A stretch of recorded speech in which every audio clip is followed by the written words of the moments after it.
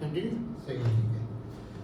तो ये पेमेंट का मेथड का ऑप्शन है। हम इस पेमेंट के मेथड के ऑप्शन के ज़रिए से हम ये रिक्वेस्ट भेजेंगे एसएम भाई को। हाँ। और एसएम भाई के पास भेजने के बाद फिर एसएम भाई अप्रूव करेंगे।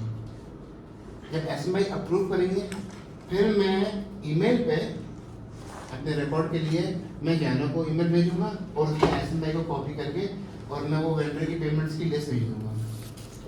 फिर जाना जो है वो पेमेंट की प्रोसेस करेगी। प्रोसेस करने के बाद जब पेमेंट की प्रोसेस कंप्लीट हो जाएगा वो मुझे उसकी ट्रांजैक्शन डिटेल्स मुझे ईमेल पे वापस भेजेगी। जब वो मुझे भेजेगी तो मैंने वही जो ऑप्शन है वेंडर पेमेंट रिक्वेस्ट वाला, उसमें जिन जिन की पेमेंट रिक्वेस्ट बनी हुई है उनको फिर मैं पे के ऊपर क्लिक करके और मैं उसमें जो है ना मैंने कंफर्मेशन नंबर जो ट्रांजैक्शन का कंफर्मेशन नंबर होगा वो मैं मेंशन कर दूंगा और वो मैं पेमेंट कर दूंगा। पर बेल्स पे वाले वेंडर्स हैं वो पेमेंट रिक्वेस्ट करते ही नहीं है। अब जिसके ऊपर डायरेक्ट कार्ड लगा हुआ है वो कैसे होती है पेमेंट? उस कार्ड के थ्रू है। वो प्रोसेस क्या होगा? हाँ, अगर कार्ड के थ्रू है तो फिर उसको जो है नॉर्मली हमारे पास ईमेल आ गई कि भाई कार्ड के थ्रू पेमेंट हो गई है, तो हमने सिंपल से क्या करना है कि हमने इनवॉइस बनानी है उसके अकाउंट में। और उसका इनवॉइस बनाने का खास करके मैच पे वालों का प्रोसेस ये है कि हम वेंडर पेमेंट रिक्वेस्ट में जाएंगे, वहाँ पे कोई भी एक जो पुराना जो वेंडर पेमेंट की रिक्वेस्ट बनी होगी उस पर हम पे पर क्लिक करेंगे, उसमें ऑर्डर आईडी चेंज करेंगे और वेंडर की ऑर्डर आईडी डालेंगे। उसमें उसके हम पेमेंट अमाउंट डालेंगे, उसकी ट्रांजैक्शन डिटेल्स डालेंगे। वो डालने के बाद और हम पेमेंट प्रोसेस कर देंगे, ठीक है ना। सिंस हमने वेंडर की ऑर्डर आईडी चेंज करी तो जो पुरानी वाली जो वेंडर पेमेंट की जो रिक्वेस्ट जो बनी हुई थी ना वो डिलीट नहीं होगी, वो एज इट इज रही। कार्ड चार्ज नहीं हो सकता जब तक हम कुछ ना करें, सही है जी। तो जब कार्ड चार्ज होके जब अप्रूव हो जाए आपके पास कंफर्मेशन ईमेल आ जाएगी फिर आप पेमेंट की रिक्वेस्ट बना देंगे। पेमेंट की रिक्वेस्ट बनाने के बुनियाद करने का मतलब ये कि इनवॉइस बना देंगे, रिकॉर्ड में रखना है कि हाँ इस तारीख को हमने वेंडर को $100, $200, $1000, $500 हमने पे किए, तो इस तारीख में ये इसकी पेमेंट हमने बिल कर दी है और हमारे रिकॉर्ड में इसका अप्रूवल कैसे प्रोसेस होगा? उसी सेम तरीके से होगा जो पहले एसएमआई के पास जाएगा। जो क्रेडिट कार्ड वाला ऑटो पे वाला हाँ, उसके अप्रूवल की जरूरत नहीं है। वो असल में हमारे उसमें उसकी वजह ये है कि हम उस वेंडर के ऊपर हमारा अपना ट्रस्ट है, नंबर 1। दूसरा ये है कि उसकी अमाउंट भी बड़ी नहीं है। जैसे कि लेट्स से DRDWW है, उसकी जो पेमेंट है वो हमारी $350 से लेके $400 तक की है। बड़ी अमाउंट नहीं है। बड़ी अमाउंट नहीं है। दूसरा ISTEL है, उसकी भी जो है ना 400-500 की अमाउंट है। हाँ, जो $1000 है, जो भी पेमेंट अमाउंट 1000 से ऊपर होगी ना उसमें फिर जो है ना हमने उसका कार्ड ऑटो चार्ज पे हटा दिया। उसमें सबसे बड़ी प्राइम एग्जांपल है हमारा वेंडर है टेली, ऑल्सो नोन एज कोमियो।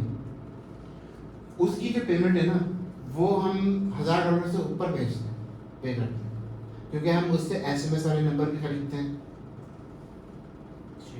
तो उसकी अमाउंट $1000 से ऊपर बनती है, तो हम उसका हमने ऑटो चार्ज से हटाया हुआ है। मैं SMI से अप्रूवल लेता हूँ, अप्रूवल लेने के बाद और फिर मैं उसके पोर्टल पे जाके और मैं खुद कार्ड को चार्ज करता हूँ। सही। ये कॉन्सेप्ट है। ये कॉन्सेप्ट क्लियर हो गया? सही, क्लियर। ठीक है, वेंडर के हवाले से और कोई और सवाल?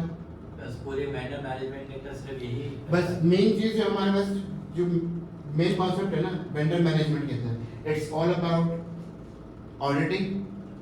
जो सबसे ज़्यादा टाइम टेकिंग जो है वो ऑडिटिंग लगता है। सही। सबसे ज़्यादा टाइम टेकिंग। इसकी वजह से जो मैंने लास्ट में जो मैंने अभी मिटा दिया मैं वापस से लिख देता हूँ कि हमारे जो है ना हम 15 तारीख से या 20 तारीख से हम अपनी ऑडिटिंग स्टार्ट कर देंगे। एक वेंडर के अप्रोक्स कितने नंबर होते हैं हमारे पास? जैसे कि अभी करंटली DIDWW में हमारे पास 2340 नंबर है, ठीक है ना। अब से उसका क्लाइंट पोर्टल है तो वो प्रोसेस क्विक हो गया, ठीक है। ठीक है ना। प्रोसेस ऐसे क्विक हो गया क्योंकि हमने उसकी पोर्टल से जाके हमने इन्वेंटरी डाउनलोड करी,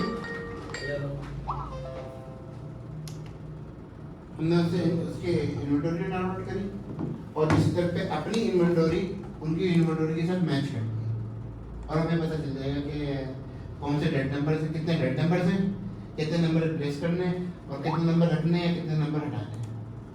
इस तरीके से करके हम उसको स्क्रूटनी कर सकते हैं।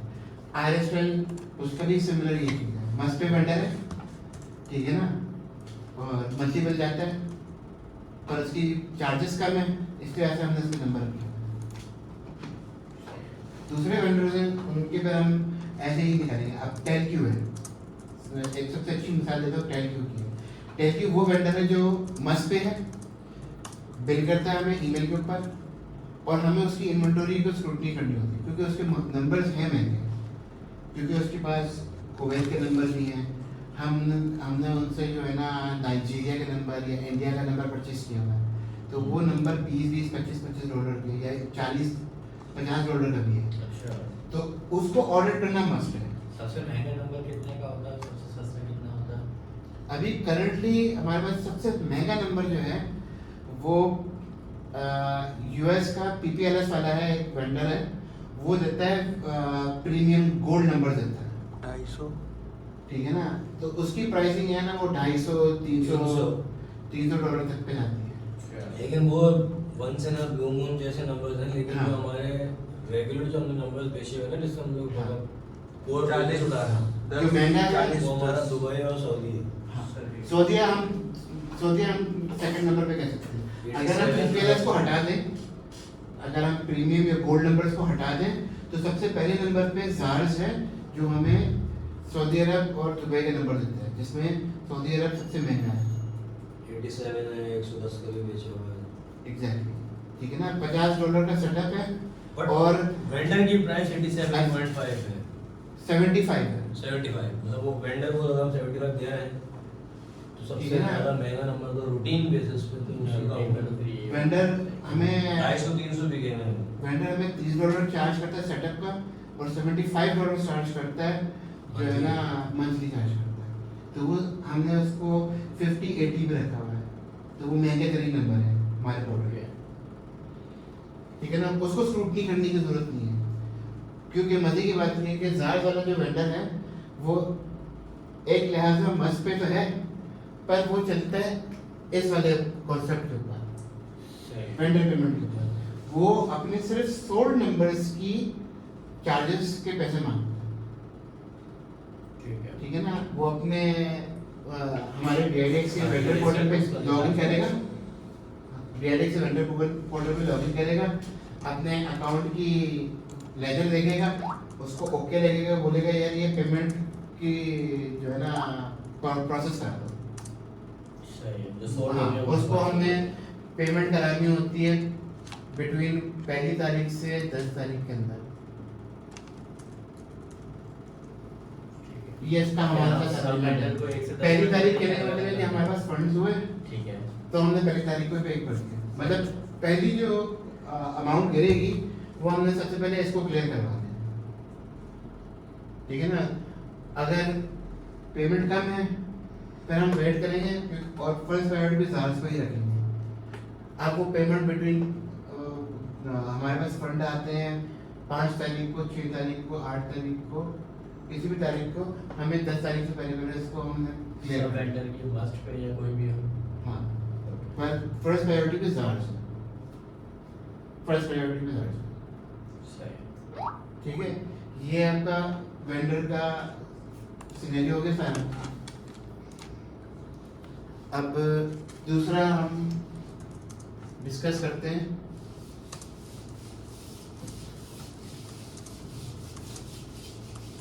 टेक्निकल इश्यूज का। उसका टेक्निकल इश्यूज रिजॉल्व करने का प्रोसेस।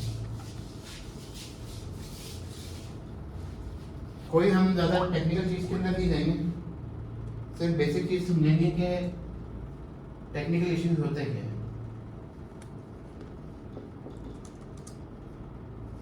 और कैसे रिजॉल्व किया जाएगा। ओके। तो टेक्निकल इश्यूज दो तरीके के आते हैं, एक vendor side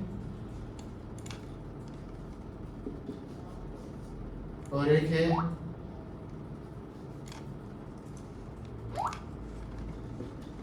client side.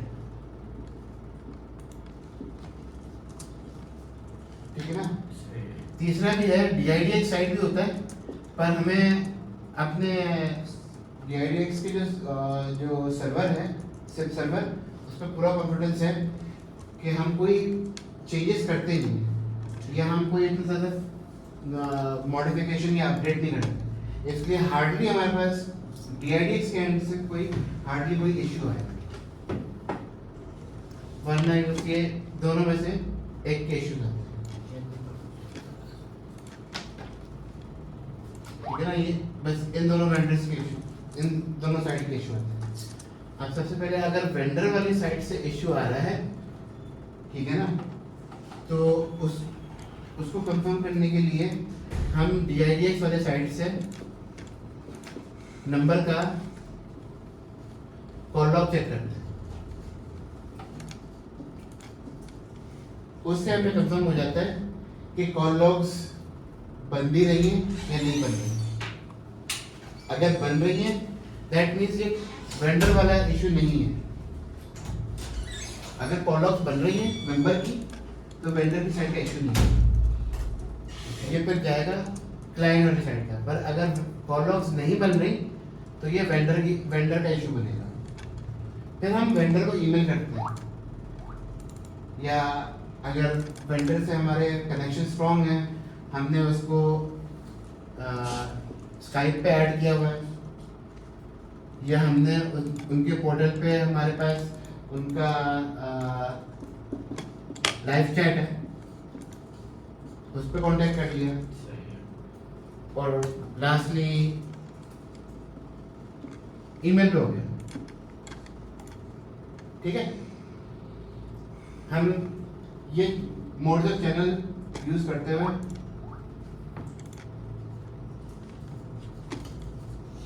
Call, सही है, पीछे आ गया कॉल करना फर्स्ट प्रायोरिटी रखें, क्योंकि अगर वेंडर के साथ कोई इशू आया है, अगर कोई मेजर इशू है, दैट वुड मीन कि वेंडर की तरफ से सारे नंबर्स के ऊपर इशू आया हो, तो फिर वो हम कोशिश करते हैं पहले कॉल करना, या हम उसको लाइव चैट में स्काइप पे उसको लेके हम फौरन उस इशू को रिजॉल्व करेंगे। ठीक है।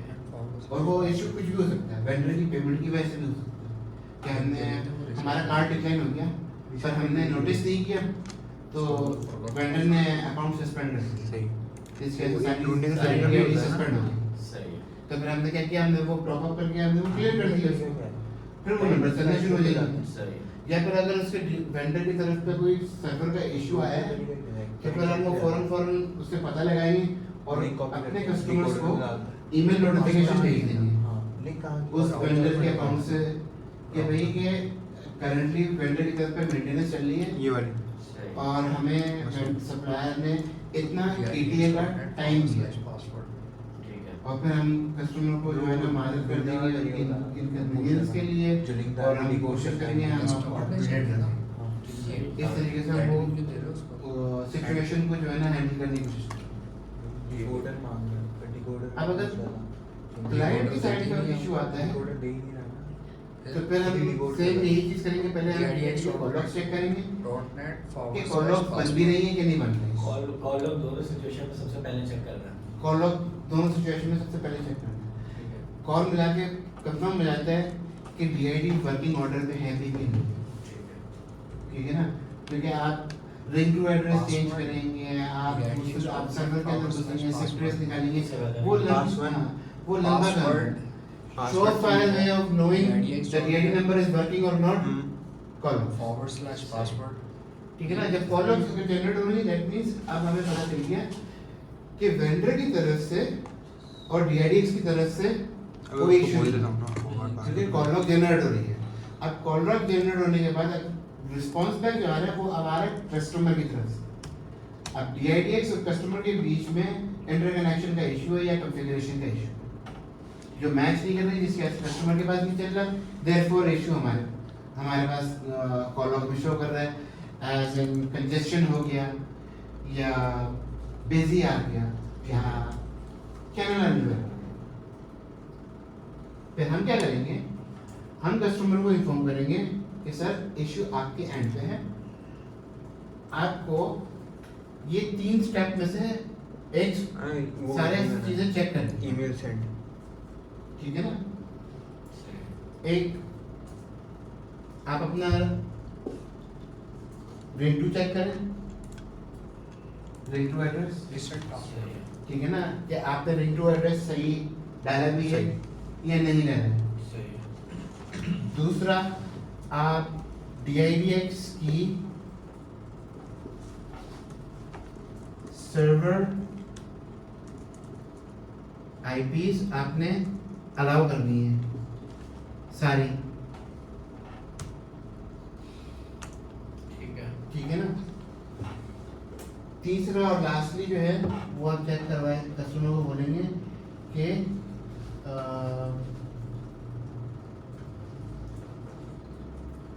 कोडेक पोर्ट, आप ये 2 चीजें इनको बोलेंगे सर आप कोडेक कंफर्म करें। कोडेक हमारे पास जो एक्सेप्टेबल चल रहे हैं वो G729 चल रहे हैं और G711 चल रहे हैं, ये 2 कोडेक चल रहे हैं। पोर्ट जो होता है ये बेसिकली आपकी IP की पोर्ट की बात कर रहे हैं, ठीक है ना।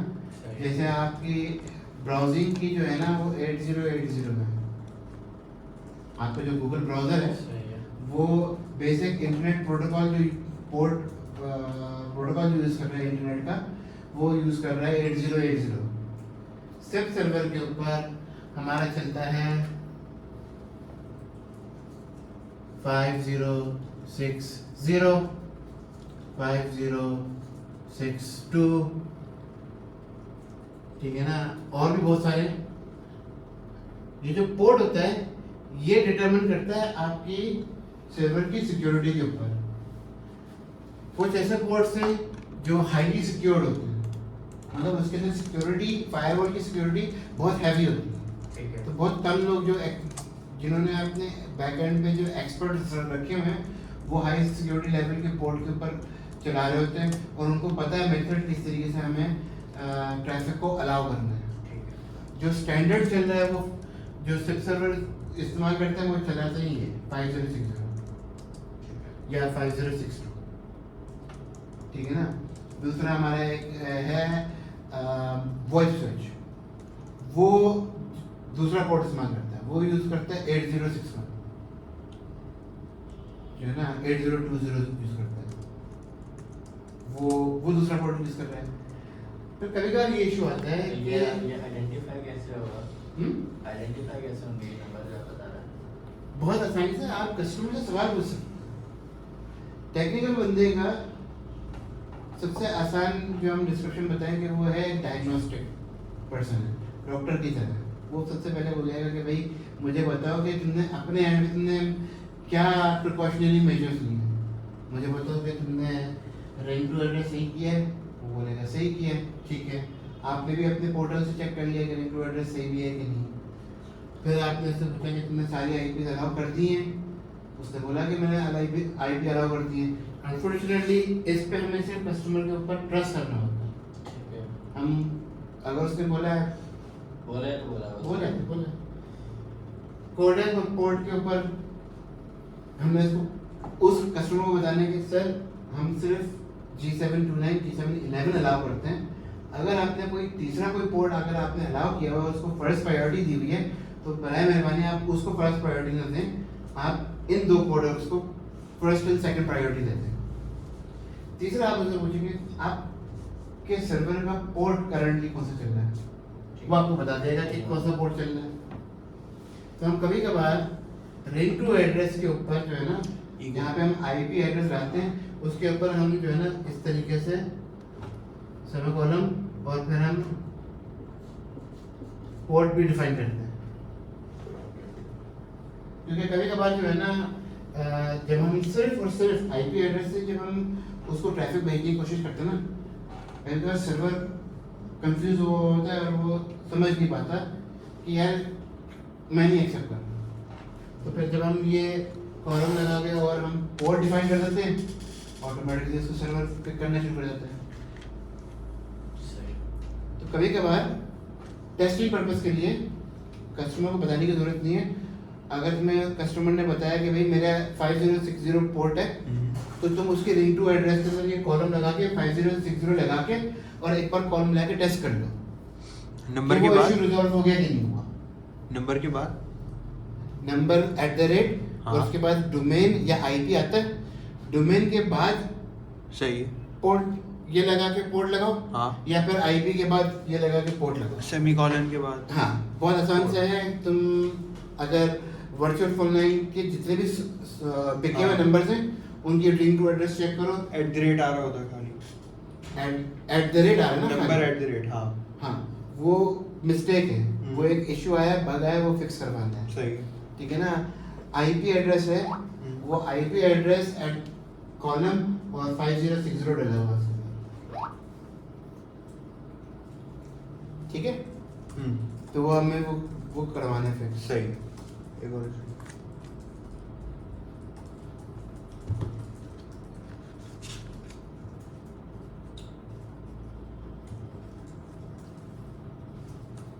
और फिर भी अगर इन केस अगर कस्टमर का इशू फिक्स तब भी फिक्स ना होना, फिर हमारा आखिरी लास्ट रिजॉर्ट है, क्या है? Sip trace. Ship trace.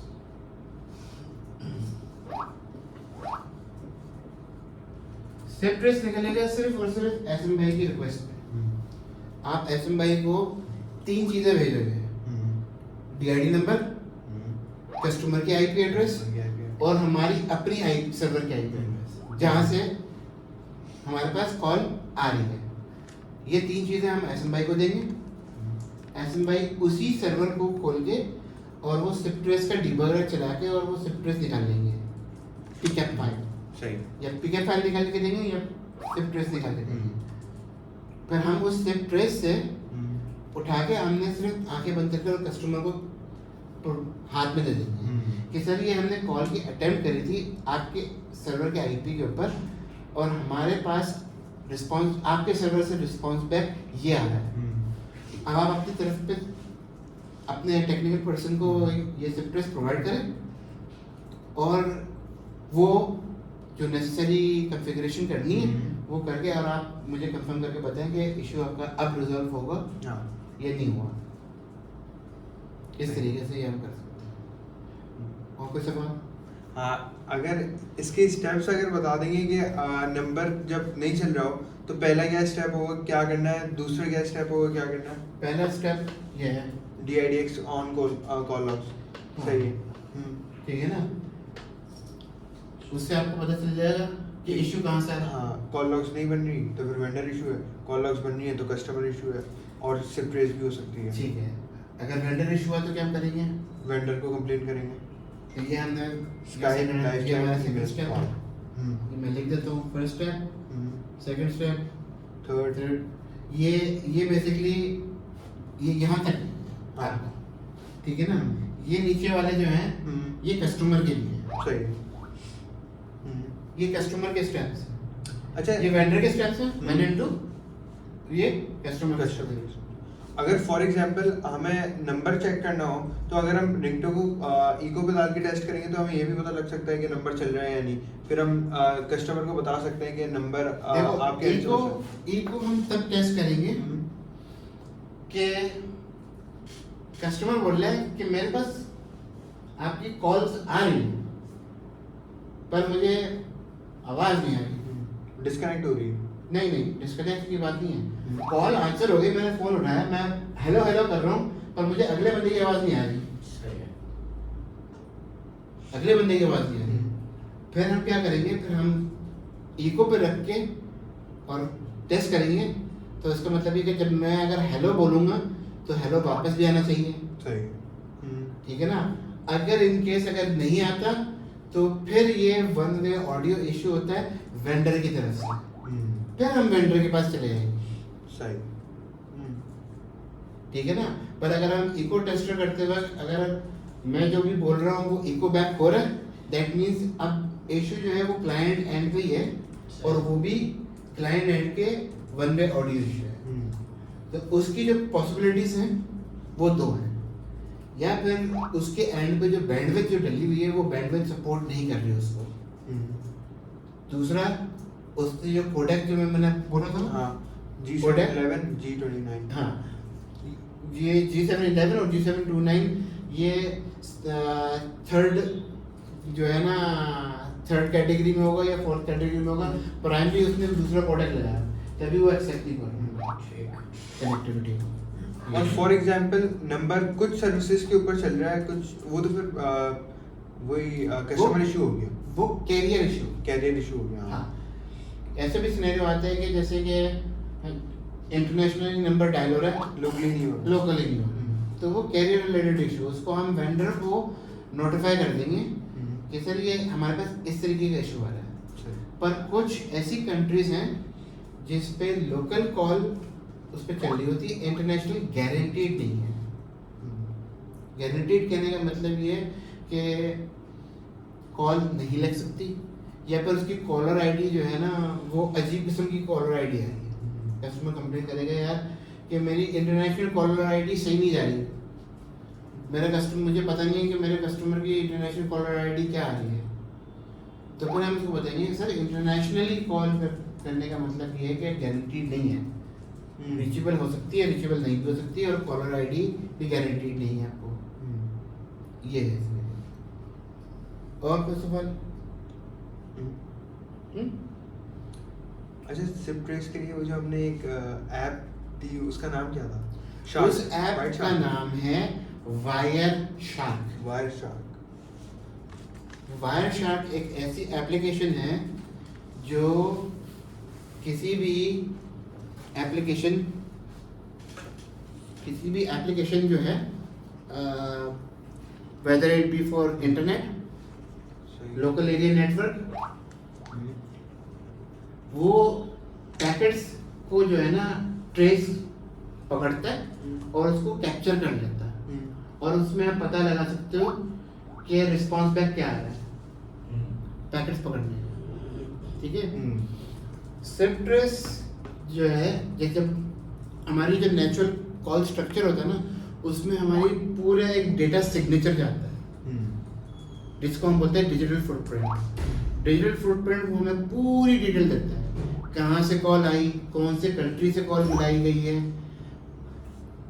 वो अगर बंदा अगर इंटरनेट के थ्रू कॉल कर रहा है तो उसकी आईपी क्या है, ब्राउजर के थ्रू कर रहा था तो कौन सा ब्राउजर यूज कर रहा था, फिर उसकी कॉल किस कैरियर के पास गई है, और फिर कैरियर ने उस कॉल के साथ कैसे कॉल की एस्टेब्लिशमेंट कर रहा है।